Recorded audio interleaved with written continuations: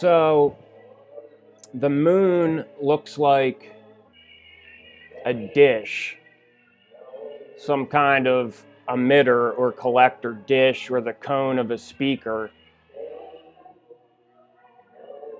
And the moon seems to be related to Satan, the devil, the serpent, the illusion, the god of this world. And there's some relation between Satan and the fallen angels and the moon and some of the stars and the influences of the moon and the stars. There's some kind of literal connection here. We see Satan is always depicted being related to that. We have allusions to him being one of the seraphims or one of the chief angels, the fiery angels that reflect back on God. They sing and reflect like noise and light, frequency. He was the head, but he fell. Luke 10:18. And he said unto them, I beheld Satan as lightning fall from heaven. Like a flash of a light going out, a spark. That's what Jesus said. Jesus said, I beheld Satan as lightning fall from heaven. So he was in heaven. He was in heaven. And someone said this is related to, I was talking about the 12 springs and the 70 palms. Verse 17, 7th prime, and the 70 returned again with joy, saying, Lord, even the devils are subject unto us through thy name.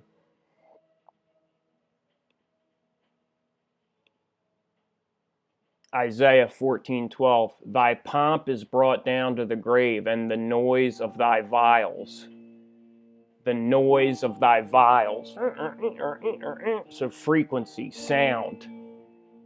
The worm is spread under thee, and the worms cover thee. How art thou fallen from heaven, O Lucifer, son of the morning? How art thou cut down to the ground, which did weaken the nations? So we got the frequency, the sound, and light. Lucifer, light bearer, like Prometheus.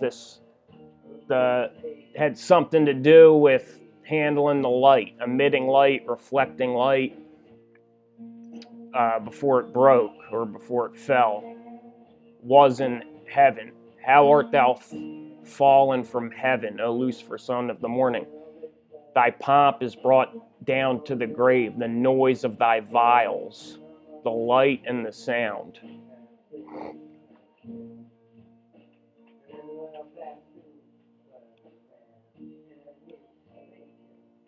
Like in Jude 6, and the angels which kept not their first estate, but left their own habitation, he hath reserved in everlasting chains under darkness unto the judgment of the great day. So imagine, like, literally the moon and the stars being chained in darkness, like in the night sky, these nighttime influences.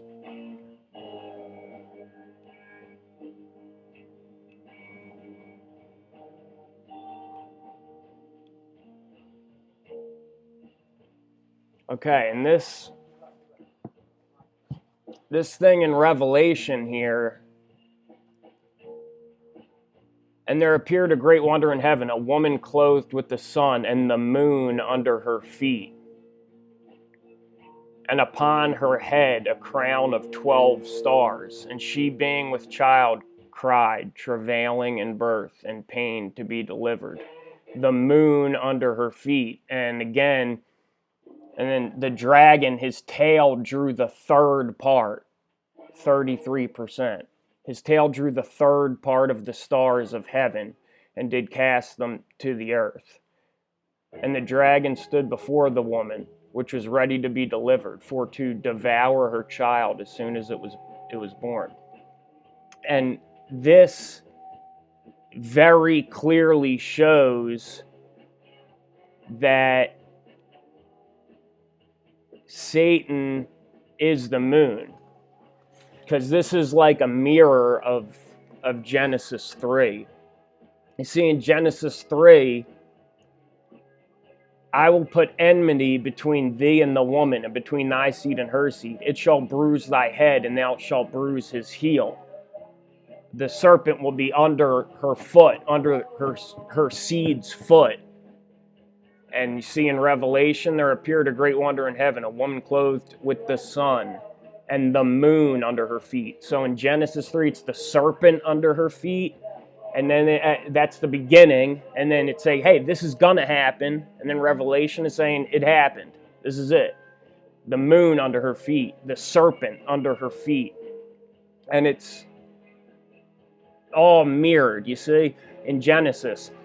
Under the woman I will greatly multiply thy sorrow and thy conception. In sorrow thou shalt bring forth children. In Revelation, and she being with child cried, travailing, pain in birth, and pain to be delivered. I will greatly multiply thy sorrow. It's related to the serpent and the moon, the cycle, the menstrual cycle. The fall introduced time and introduced the cycle. If it was perfect light all the time, no variation, you don't have the weight of the moon, the broken light, like a warped record or a bubble on your tire. Boom, boom, boom, boom. The imperfection gives birth to cycle, the menstrual cycle, the moon cycle, the pain, the loss, the entropy system. So this is a mirror of this. And the woman clothed with the sun, like at the end, she's clothed with the sun, Christ, like once it's resolved.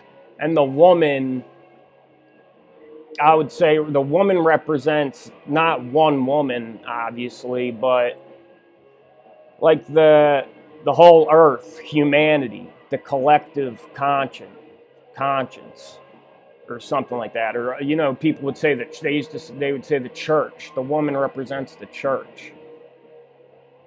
The 12 stars upon her head, a crown of 12 stars, like time. She's wearing time now, and the 12 tribes, the 12 apostles, the 12 zodiac, like she's mastered time now, clothed in the sun, Christ.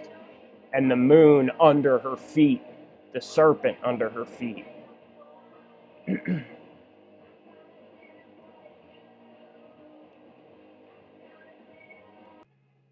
Here in Revelation chapter 8, verse 12,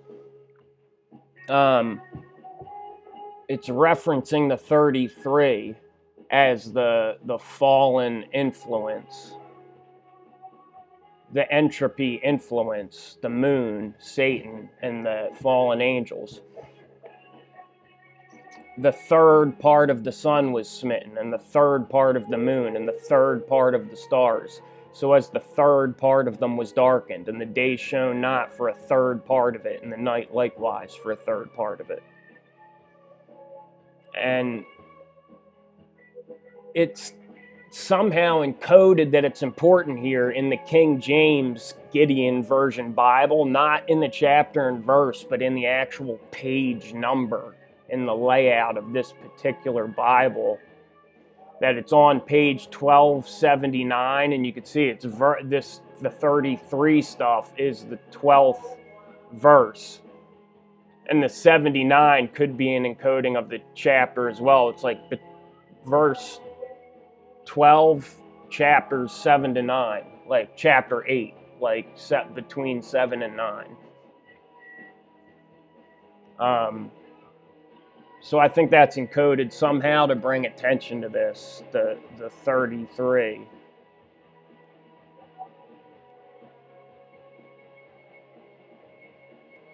Revelation 9:11. I saw a star fall from heaven.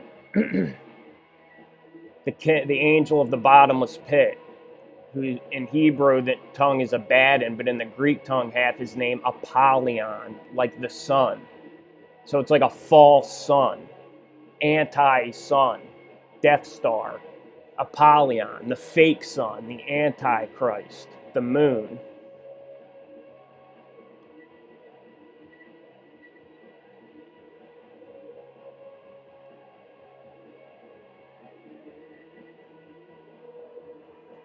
In Revelation 10:6, once this is all resolved, the epic, the event, the apocalypse, there will be time no longer. They say this over and over again in the Bible. They try to describe it different ways because people don't have any concept or understanding of it. But in Revelation, he says it just flat out. He says a lot of things flat out, like Satan is the serpent, is the moon. There will be time no longer. Time's going to be over. Time's an illusion.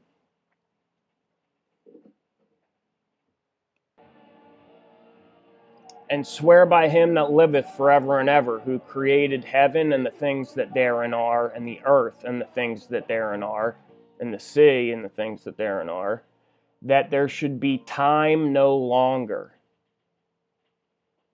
There shall be time no longer. But in the days of the voice of the seventh angel, the last angel, when he shall begin to sound, the mystery of God should be finished.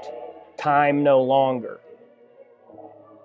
The mystery of God should be finished, as he hath declared to his servants the prophets. Okay, and that's what I was going to say, and he lays it out real clearly here. Where is it? So in Revelation, John tells you flat out, time, it's not real. Satan is time. Time, there will be time no longer. That's what's going to happen. Time no longer.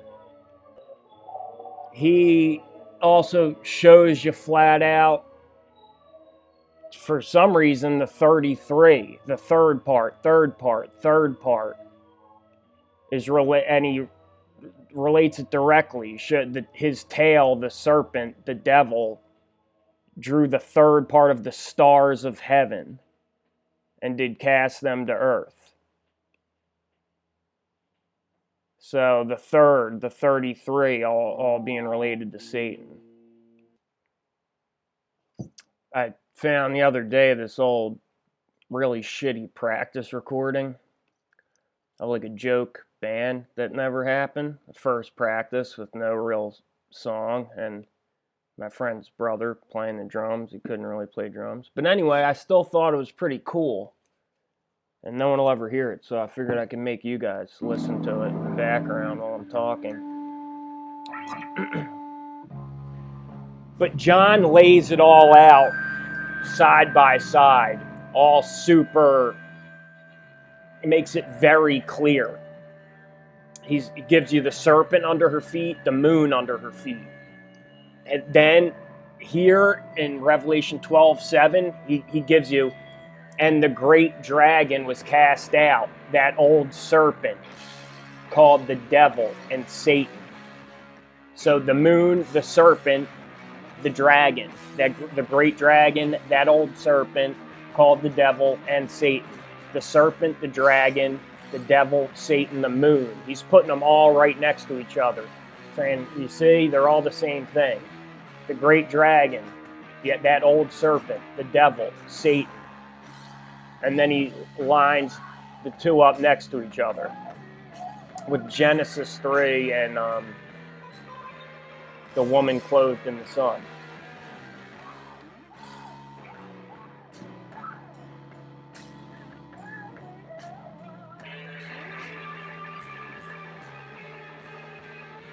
Now, James, verse 17, referring to God as being the good heavenly influence, the good influences, and the sun being an analog of that. Every good gift and every perfect gift is from above, and cometh down from the Father of lights, the Father of lights. Imagine the well. You're in the well, in the pit. Every good gift and every perfect gift is from above and cometh down from the Father of lights, with whom is no variableness, neither shadow of turning. So imagine, like I told you in Contact, if you imagine reality to be more like a limitation, you have the truth, the organic environment, God outside, and all these spinning filters, reflectors, reflecting that light, limiting it down to your physical reality. Like the machine in Contact, she's inside the gyroscope machine. Every good gift, every perfect gift is from above and cometh down from the Father of lights, with whom is no variableness, neither shadow of turning. But you imagine the moon has a shadow of turning, you see? And it's also like it's unfiltered, uninterrupted, unreflected, the pure light, no variableness, no shadow of turning, no spinning wheels.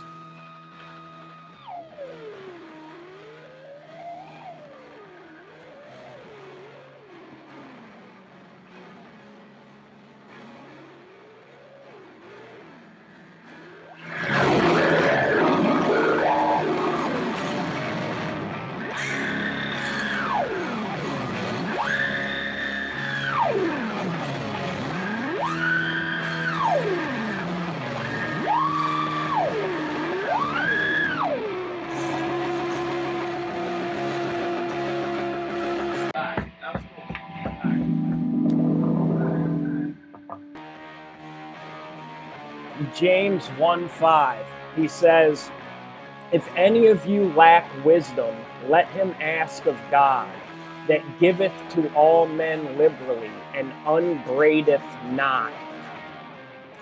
See, it's like a poetic turn. It's like a little secret thing here.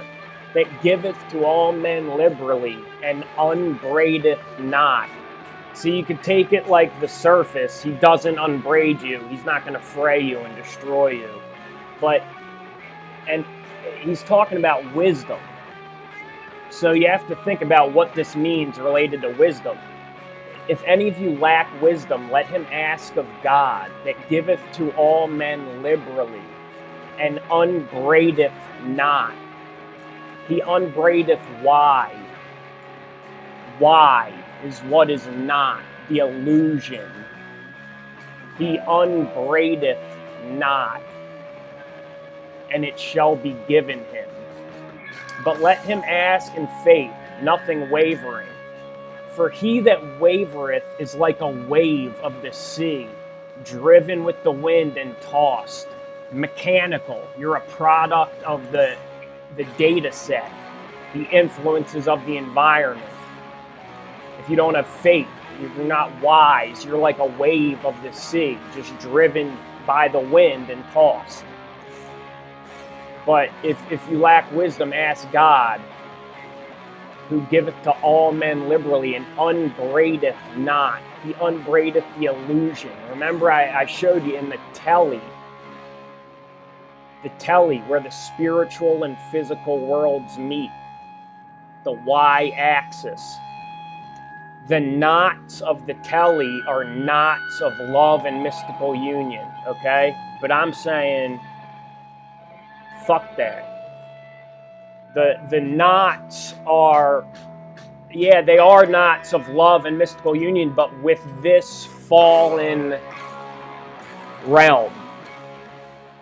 It's what ties you to the world. The knots of the Teli are, like I said, what makes the illusion immersive. Okay? It's you loving your life, loving this your false persona and this false reality. That's what ties you. So when James says, if you lack wisdom, ask of God, that giveth to all men liberally, and unbraideth not, and it shall be given him. He's saying, ask for wisdom, and the Lord will unbraideth not. He will remove the illusion, remove the why. Remove the why, because it's not something you need to acquire to have wisdom. You don't need to learn something. You don't need to know more. You need to unknow. You need to let go of the illusion, the love of the false. The love of this world is what makes it immersive. It's what binds you to the physical world, so you can't see the spiritual world behind the show. Your love of your life and your persona being real, and your accomplishments being real, your need for that to be real is a knot of love and mystical union, but it's a knot, what is not, why, the illusion, the fallen. What is not, why, the image, the moon, Satan.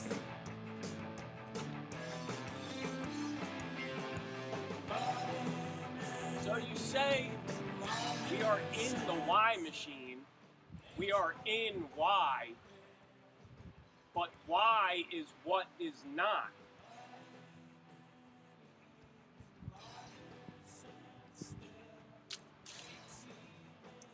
And this certainly is something, isn't it?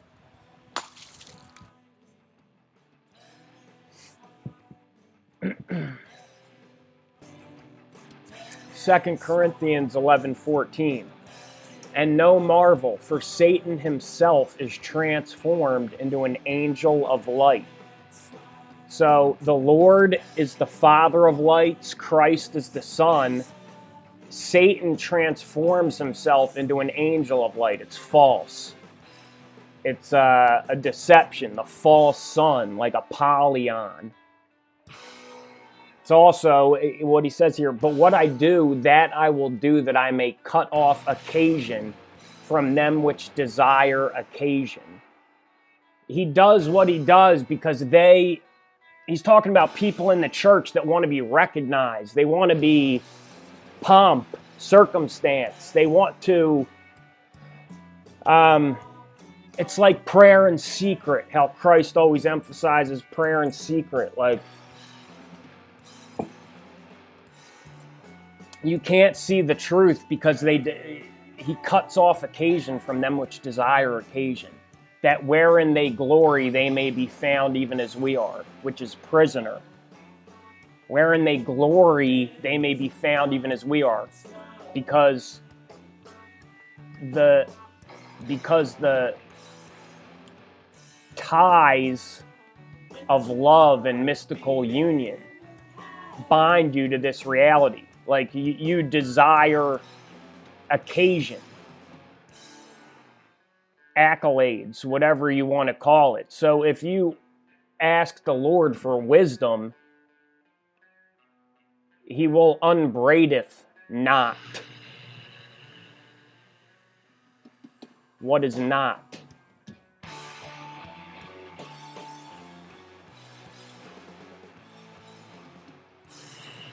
Again, with the stars being related literally to the angels. Isaiah 40:26.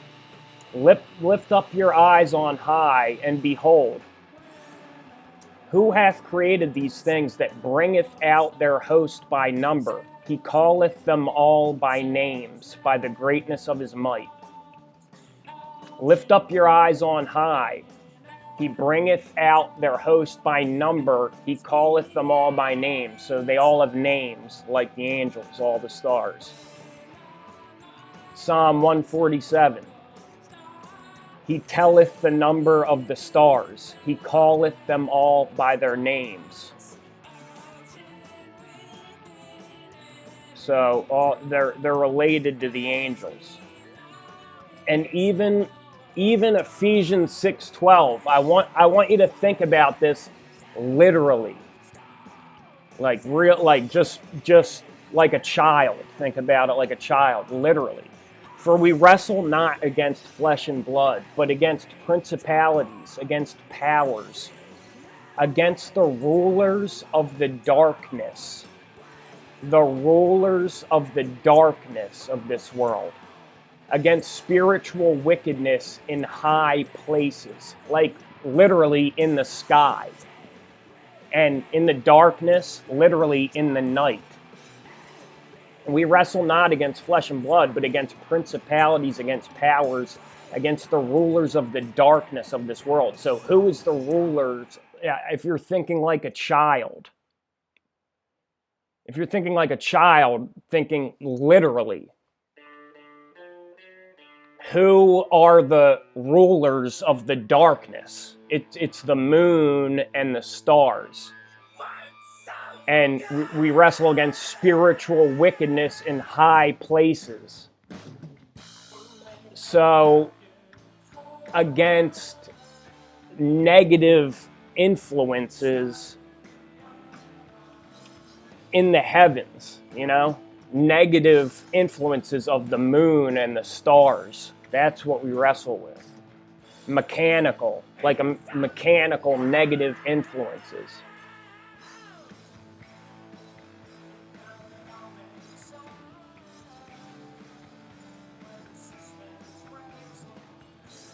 This is Isaiah 6, where he sees the seraphims.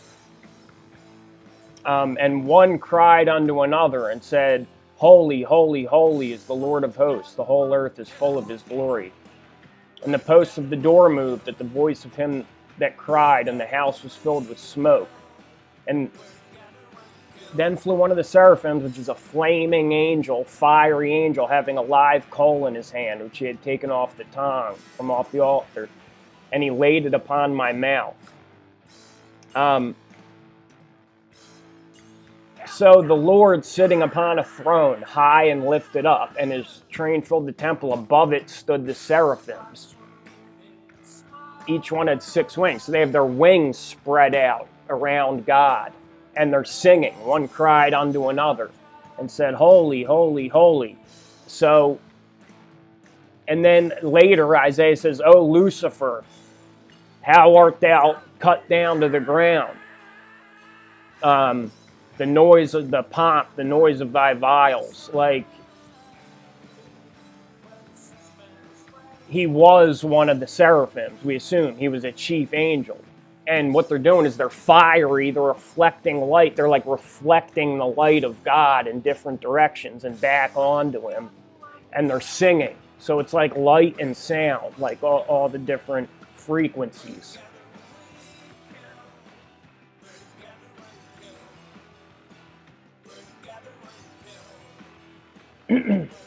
Okay. This one, Isaiah 24. And it shall come to pass that he who fleeth from the noise of the fear shall fall into the pit. And he that cometh up out of the midst of the pit shall be taken in the snare. For the windows from on high are open, and the foundations of the earth do shake. The earth is utterly broken down. The earth is clean dissolved. The earth is moved exceedingly. The earth shall reel to and fro like a drunkard, and shall be removed like a cottage. And the transgression thereof shall be heavy upon it, and it shall fall and not rise again. And it shall come to pass in that day that the Lord shall punish the host of the high ones that are on high, and the kings of the earth upon the earth.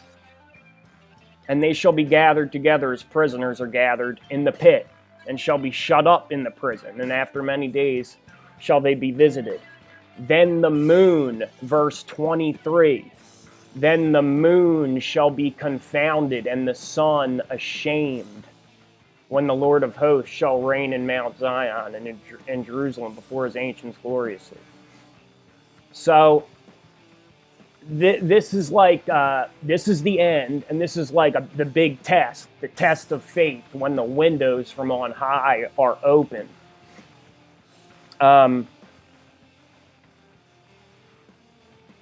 The windows to the spiritual realm are open at the end when there's time no longer. So it's like instant manifestation.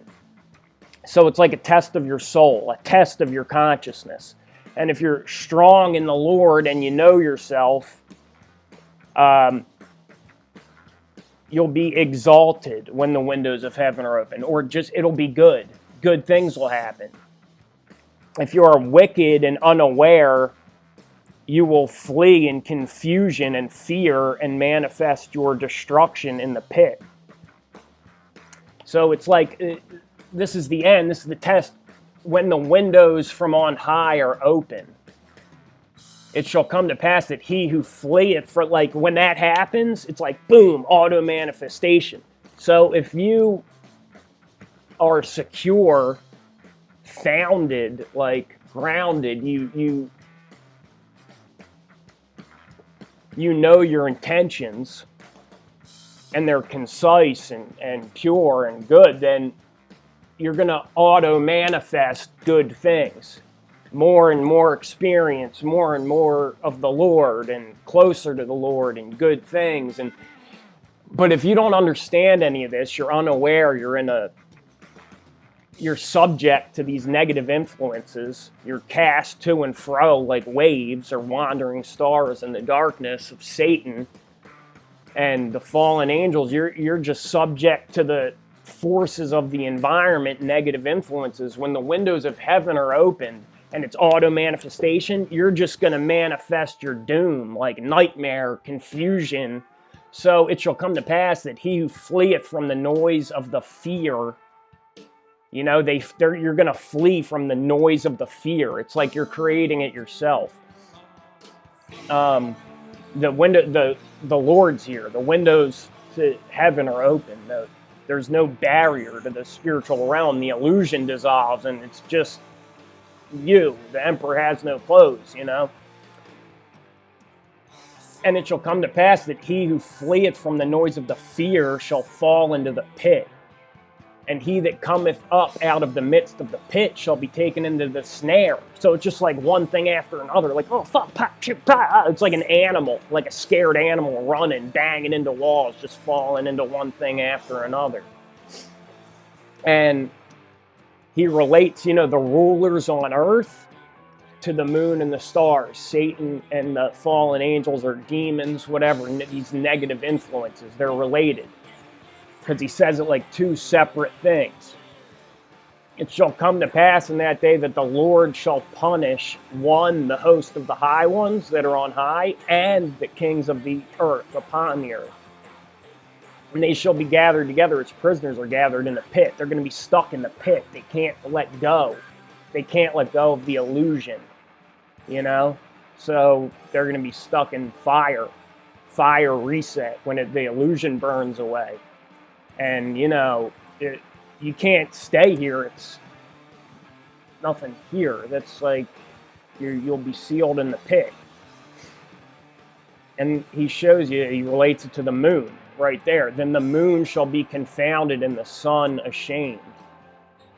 Relating it to these heavenly influences.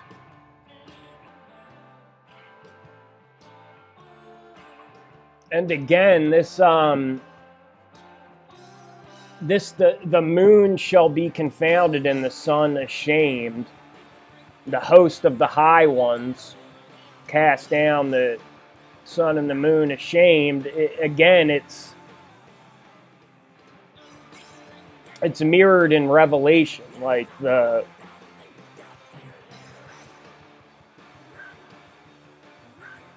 when it's all the thirds.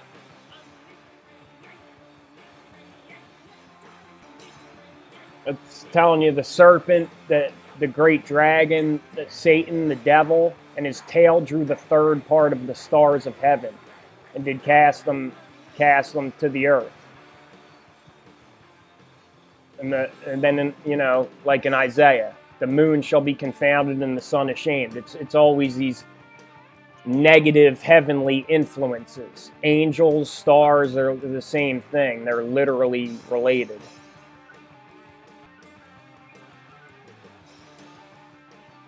Revelation 12:7, the war in heaven. It's like the positive influences against the negative influences. Michael and his angels fought against the dragon and his angels and prevailed not, neither was their place found any more in heaven. And I got to look more into Michael, because Michael's always juxtaposed against Satan. And prevailed not, neither was their place found any more in heaven. This is at the end. In the end, there's not going to be these negative influences. It'll be time no longer. Time no longer. The moon creating the time. And the great dragon was cast out, that old serpent called the devil and Satan. The good influences fighting the bad influences.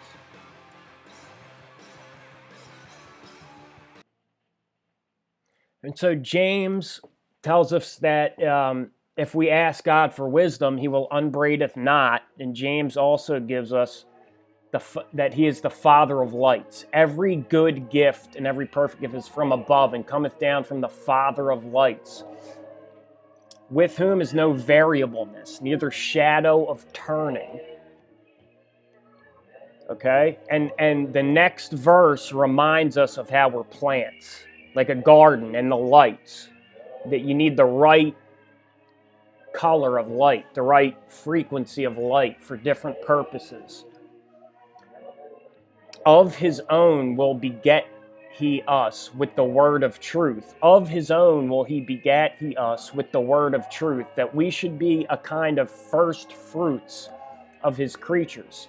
So of his own, his son, of his own will he make us with the word of truth. With the word of truth, he'll make us into a kind of first fruits of his creatures. It makes us think of the plants again.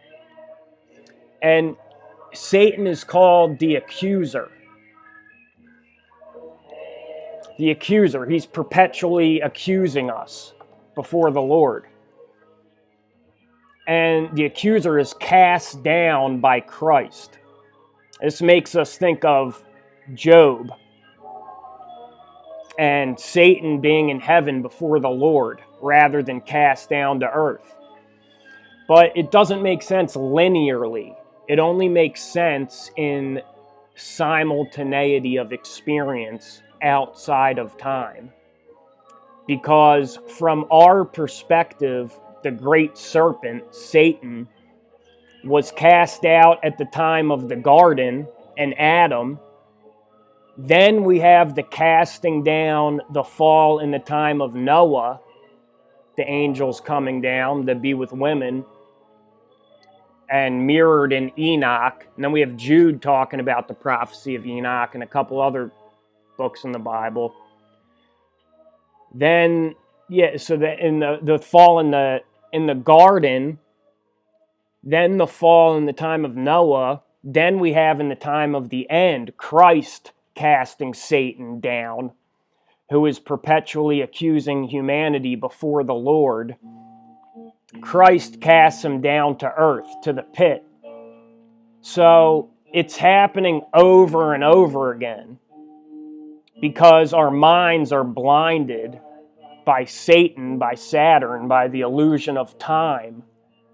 So this one event we experience fractalized over and over and over in cyclical variations. The moon, the cycle, the wobble. And no man know the hour or the time, because there is none. There is no hour or time. It is dependent on your consciousness in the presence, in the present. It's something you remember. That's why in 2 Peter 3 through 8, he says, one day is with the Lord as 1,000 years, and 1,000 years as one day. Okay? He says, knowing this first, that there shall come in the last days scoffers, walking after their own lusts, and saying, where is the promise of his coming? For since before the fathers fell asleep, all things continue as they were from the beginning of the creation. Like, hey, when's the end going to come? Is it ever going to happen? No, it's never going to happen. For this they are willingly ignorant of, that by the word of God the heavens were of old, and the earth standing out of the water and in the water, whereby the world that then was, being overflowed with water, perished. So he's saying, they're saying, when's the end? Well, it's never going to come. The end's never going to come. They're being willfully ignorant that it's already come. That's what they said before the world, where the world was of old. But that one perished, being overflowed with water, and everyone knows that. We can see that there's resets, but they want to be willfully ignorant. Oh, the end will never come. But the heavens and the earth which are now, by the same word, are kept in store, reserved unto fire against the day of judgment and perdition of ungodly men. But beloved, be not ignorant of this one thing, that one day is with the Lord as 1,000 years, and 1,000 years is one day. There's no time. You don't understand time, he's trying to tell them. Like, from the Lord's perspective, from heaven, it's an illusion. One day is 1,000 years, 1,000 years is one day. And the Lord is not slack concerning his promise, as some men count slackness, but is long-suffering to usward, not willing that any should perish, not willing that any should perish, but that all should come to repentance.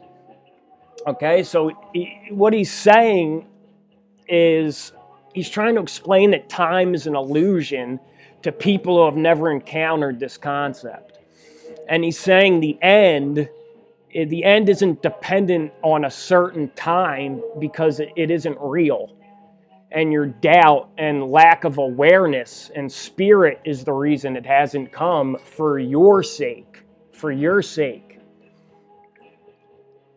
Because it's something that will come and destroy the illusion of time and loss and Satan when you have developed in the matrix, in the womb, the I, EYE and I. Time isn't real. The end comes when you remember it, because there is no time.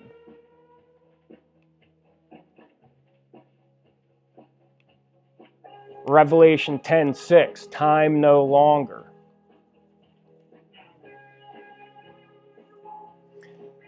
So then back to Isaiah, when there is time no longer, after the towers fall, the end of days, and there shall be upon every high mountain and upon every high hill rivers and streams of waters, in the day of the great slaughter when the towers fall. Moreover, the light of the moon shall be as the light of the sun, and the light of the sun shall be sevenfold, as the light of 7 days, in the day that the Lord bindeth up the breach of his people, and healeth the stroke of their wound. So the light of the moon will be as the light of the sun, and the light of the sun shall be sevenfold. So the light of the moon will be as it was supposed to be, a perfect reflection of the sun. The light of the moon shall be as the light of the sun, a perfect reflection of the sun, rather than a fallen inversion reflection of the sun. And the sun will be sevenfold, more information, less limitation. This is the number of perfection, 7, completeness. So perfect light, the whole truth, no limitation. But it's not like that in the system now. It's pointing again to the problem, the fall, entropy, loss, deception. either emanating from or being reflected in the heavens. And the moon being the king or prince over these negative influences, the mechanical influences, digital. That's why Jude calls the wicked ones wandering stars and raging waves of the sea, foaming out their own shame, to whom is reserved the blackness of darkness forever. Okay, the sea, the waters of time and illusion, the repetitive, mechanical smashing on the rocks, being completely subject to the environmental influences, frothing in vain at illusions.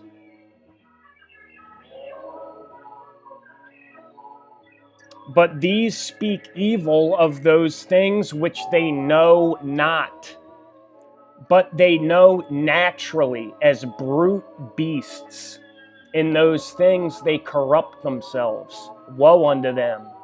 For they have gone in the way of Cain and ran greedily after the error of Balaam for reward, and perished in the gainsaying of Korah. These are spots in your feasts of charity when they feast with you, feeding themselves without fear.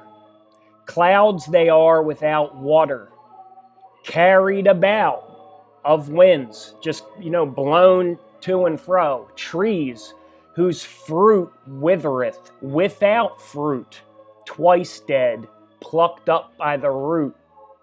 Raging waves of the sea, foaming out their own shame. Wandering stars, to whom is reserved the blackness of darkness forever. So, you could imagine in the original setup, Satan is like a reflection of God. Lucifer, the light bearer. Lucifer, the light bearer. Like when Isaiah sees the seraphim and they're all sort of fanning their wings out around God and creating this canopy around him and reflecting his light back. So Lucifer was maybe the chief seraphim, singing and reflecting frequency, light, and sound, a perfect reflection. Like you can imagine a grow light in a closed environment.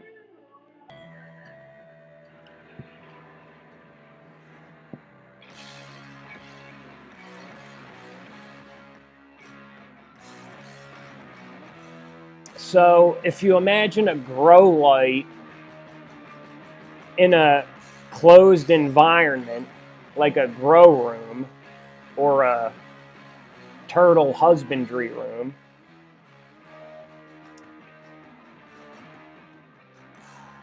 you have a giant grow light. Say you have a grow room or a turtle husbandry room, and you have a giant grow light. It's the source of all the energy in that room. But you need reflectors around it to direct more of the light on the plants or turtles. So you have reflecting hoods all around the main grow light at all different all different angles, to send the light in different directions where you need it.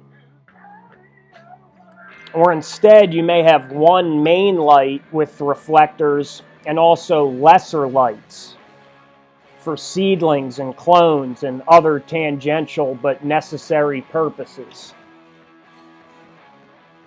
And for different purposes, you need to filter your one source of light into different frequencies, colors, and intensities.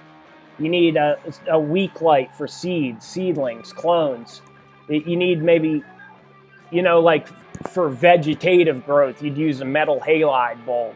I think it's 6,000 Kelvin, like a white light, blue light. And bloom, you'd use like high pressure sodium bulbs, like a red light, much more red, yellow light. So if you have all the light emanating from one source, one giant grow light, you're going to need to use all these different reflect the light and filter it at all different angles, all different angles, reflecting and filtering the light. And you'll see in really big warehouse grow operations or turtle husbandry operations that the lights are so big and powerful that you have to move them around on a track so they don't burn up one spot. It's always moving around. Or you might have two going on a circuit at opposite points.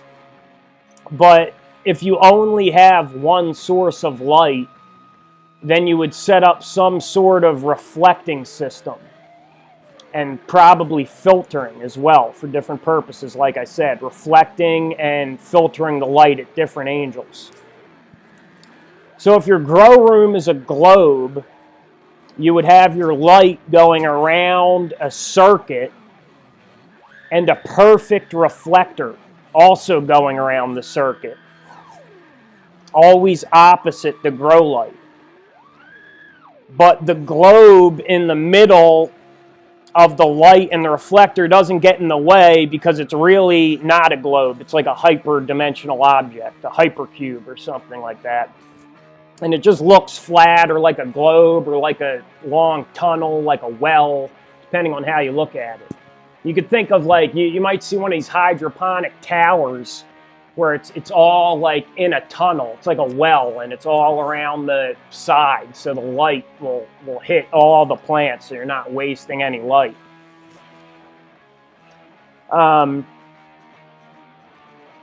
So the reflector, the globe doesn't get in the way of the reflector because it's really a hyperdimensional object. And it just looks like a globe or flat from our perspective, depending on what angle, what angel you're viewing it from. Something like that. Or if it was a big flat area, you could have the same thing where the reflector is always opposite the light. So there's no dark. It's not supposed to get dark. It's just full light.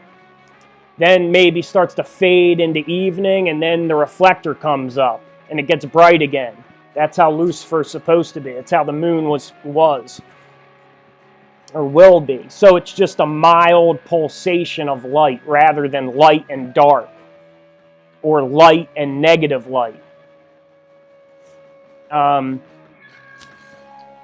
So it's supposed to be light all the time. If you have light 24 hours, perfect light, continuous, then you could just grow forever. You can grow on in 24 hours of light.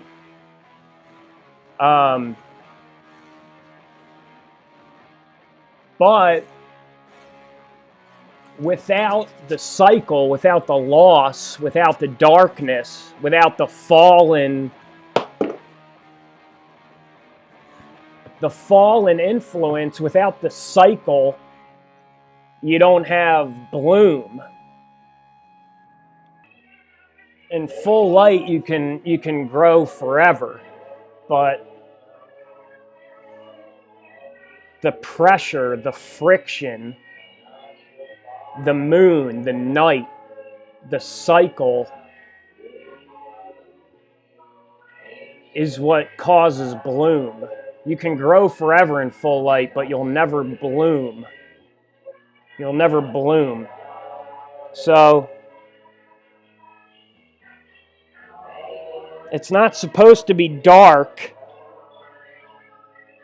unless you are forcing the plants to go into bloom.